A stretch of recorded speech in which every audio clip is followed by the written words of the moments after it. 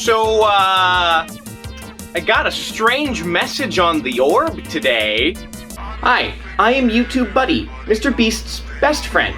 And here's how you can help MrBeast, because MrBeast needs your help.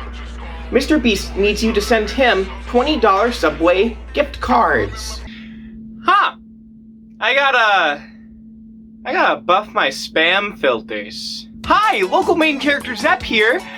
Why is Jimmy Beast making test tube babies in the toy aisle? I suppose I shouldn't be surprised, though. There's not much that James, Stephen, Jimmy, MrBeast Donaldson doesn't have his fingers in nowadays. From being accused of being the Antichrist, Lunchables with somehow even less calories than the child actually needs, and more sodium and vitamins than their body will ever use, with the added benefit of mold, ethical scandals, a briefcase, I guess, chocolate that is the target of vandalism and price drops, and candy with pictures of white guys on it.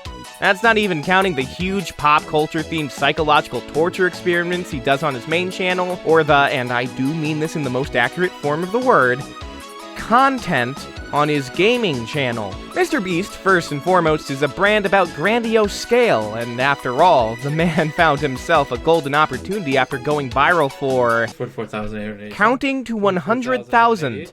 44,880. And he's been ramping up the stakes ever since, but I'm sure that behind the myth, there's a normal man. Once you, the Neuralink actually works and you can symbiosis with technology and just download things to your brain, you'll be able to make so much money that it doesn't matter how much the procedure will cost. Anyone will be able to afford it, essentially.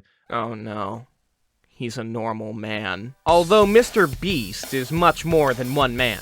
It's a brand, a full team of people ensuring that Jimmy's obsessive studies on YouTube virality pay off, that taxes stay legally avoided through a veneer of philanthropy, and that Mr. Donaldson can go home at night to have vanilla, missionary sex with his girlfriend to take his mind off the number of allegations and class action lawsuits being thrown at him at any given time. As such, the MrBeast brand has to expand at all costs. If it isn't growing, it's imploding. This includes making an ill-advised restaurant chain out of COVID-era ghost kitchens called MrBeast Burger, which later shut down, as Jimmy explains, because it was a bad deal for him, and he wanted out of the deal because he couldn't control the quality and it hurt his brand.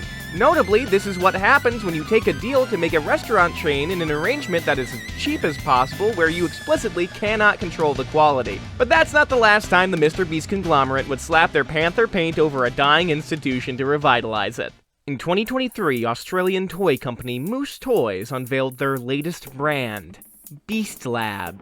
It would be joining their pantheon among Akedo, Gujitsu, Treasure X, Bluey, Shopkins, Little Live Pets, and oh god, so many other things, as yet another stepping stone in the company's burgeoning success, or at least it was supposed to be. The brand was angled as a boy version of their extraordinarily popular Magic Mixies line, the hot Christmas gift at its reveal. Instead of using a magical spell involving glycerin fog and dissolving components to reveal a visually appealing toy, however, Beast Labs would use a science experiment with glycerin fog and dissolving components to reveal an electronic action figure with accessories that looked kinda cool, I guess. Both toys were an elaborate unboxing experience for a randomized toy that could be partially reset for future play with the help of refill packs. In short, the fun part of the toy could only be used to its full extent once. For $80! Whereas Magic Mixies expanded out to multiple products at different price points similar to other Mystery Reveal toys of its type, Beast Labs only had their big $79.99 flagship product, with each SKU having one of two figures inside. That's a big price point to pay for what would be at most a $30 to $50 toy inside. At most. Most of the premium that you're paying for is the unboxing experience of the toy, with the big reveal being A or B. Not the worst gender reveal ever, I guess. I remember seeing a lot of these guys on clearance, although the same can be said of a lot of the bigger Magic Mixie toys. There's a reason why these big toys usually come out around Christmas. It's the only time a kid has a chance of convincing their parents to buy an $80 toy. They usually hit the clearance bin soon after that because the birthday present revenue isn't enough to justify a giant shelf warmer year-round. And that was the state of Beast Labs, at least until they were able to get a toy out at a reasonable price range. Although, that's only if retailers still even trusted the brand. But that's when something magical happened. Someone somewhere had an idea.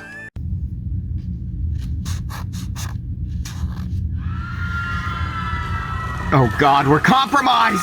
How do you keep a kid's attention while you don't have keys available? Big round numbers and Gordon Ramsay, baby! I mean, if they're willing to play sports with MrBeast branding, surely they'll play toys with it too. The 2024 MrBeast rehaul of the brand puts Jimmy at the forefront of the advertising, featuring the ubiquitous quirked-up white boy in their video ads, promotional material, and packaging. Hey buddy, I don't think now's the time to talk about how the MrBeast company is scientifically engineering predators. This time around, you can get two main types of MrBeast Labs products: Swarms, the counterpart to Magic Mixie's own Mixlings and Minis, and Mutators, a stripped-down version of the original Beast Labs flagship figures. A tube of 2 surprise Swarms figures comes in at $4.99 USD, a pack featuring 3 revealed figures, some of guaranteed rarity and exclusivity, and the standard 2-pack tube is in a bundle for $9.99 USD. And there's a 12-pack costing $19.99 USD, coming in with 8 revealed figures, 2 being exclusive, and 2 surprise tubes. The surprise tubes combine a fizz compound in a dissolvable bag that you shake in the tube with some water to reveal the figures inside, which are 1-inch little squishy guys, a toy industry classic. Apparently there are 100 plus to collect, with a lot of them being the MrBeast Panther. I hear if you get the Hyperchrome Panther, they pay off your medical debt. But if that doesn't get you enough Panther action, you can get the Mutator figures, decidedly non-random blind boxes. Does this dampen some of the surprise of revealing the figure? Yes. Does this also mean that kids can get the toy that they want without having to do some gambling or peeking inside the packaging in the store? Also, yes. Each of the 4 Panther Mutator figures cost $24.99 USD, a reasonable far cry from the $79.99 of the past. Granted, it's a very pared down unboxing and reveal process, not even reusable or resettable. And each of the 4 figures is just a recolor of the others, but you know, if you loved MrBeast as much as he loves you, you'd buy the iconic Panther, Stealth Panther, Metallic Panther, and the Walmart exclusive limited edition Gold Panther. If you really wanted to show your devotion, you could ride over to Target and buy their exclusive Cryo Lab, which will hold a random choice of 2 figures, like the original Beast Lab toys, except this time half the price, $39.99 USD. The unboxing process to unveil the Cryo Panther or Cryo Tiger is more involved than the Mutators, but not as intensive as the original Beast Labs, which is fine considering the price point and how much use kids actually get out of the packaging outside of the initial use. Granted, the reset on these guys isn't as good, since it's a one-time deal revealing the weapons with the included fusion ooze and thermite powder? Can they call it that? Is that legal? This feels like calling Nickelodeon Gak napalm gel. If you brush away the brush-in with the Geneva Conventions, you get a toy very similar to the original Beast Labs toys, electronics, action features, and all. Almost the exact same, in fact. More beast for the beast god, I suppose. You can also get similar electronic figures in the $24.99 collector boxes, which also have a chance of a Chase Gold figure. Because gambling. If you hate articulation in toys and think size matters, you can also get a vinyl figure of the Panther Swarms. That's a whole 3.5 inches. Which beats me out. You can also get a Bara MrBeast Panther, similar to Stretch Armstrong figures or Moose's other brand, Gujitsu. So, if you want to pull and stretch and squish a muscular man full of slime, that's between you, God, and your Oshi. So what can you do with your new MrBeast army? Play with them after praying with them, I suppose. The Mutators, collector figures, Cryo Lab, and vinyl figure toys are all action figures. Do action figure things with them. Like scare the hose away. Oh, I'm just kidding. Action figures don't scare the hose away, you do. The swarms can be shown off, cataloged, be put inside of a sock to be used as some kind of melee weapon, or used in 2 known minigames, like some kind of crazy bones. Go-go or otherwise. There's Pass the Swarms, a dice-throwing game using one of the test tubes as a dice cup and 3 of the swarms as dice, and Bowling Alley, where you set up tubes as pins and whip a swarms into it to see if that will make you feel anything. Do I think these are good games? No, but I'm also not exactly the target audience now, am I? Mr. Beast Labs is a Hail Mary shot to expand both the Mr. Beast and the Beast Labs brand.